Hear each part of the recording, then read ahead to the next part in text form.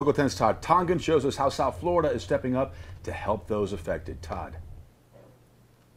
Well, Louis, with no end in sight to this government shutdown and no federal assistance on the way, it is up to local government, local businesses, and local charities like the Humane Society of Broward County to help those that need it most, including their pets.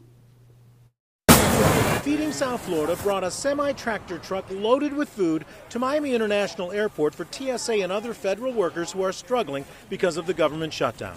It's a sad situation where everybody here is able to put food on the table for their own families, to find themselves in a situation where they're having to go out and now look for food for their families. It's not fair, and it's actually a little disheartening. It's been weeks since these officers have received a paycheck, but they're still doing the job. And this workforce is committed to the mission. They know what happened on 9/11. They never want that to happen again.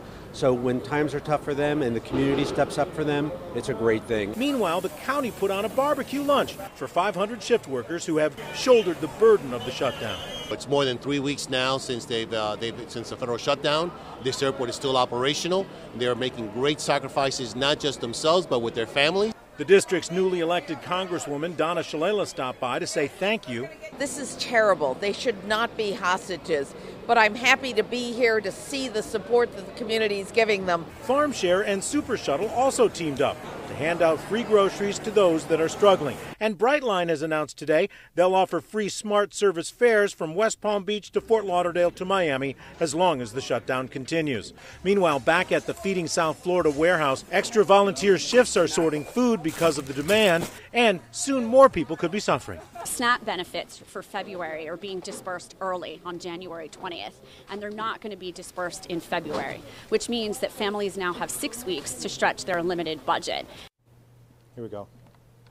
Oh, and they're also trying to help their furry four-legged friends. This is Bella, also known as a registered AKC Wigglebutt. I think Sherry Walker told me. You have lots of food here lined up. This is all for government workers. You said you already had at least one person come in. Both of them work for the government, so they have no income coming in, and they have some pets. What did they say to you? Well, they were, first of all, very grateful for the assistance. They have a large dog, a Mastiff, so obviously he's eating a lot of food.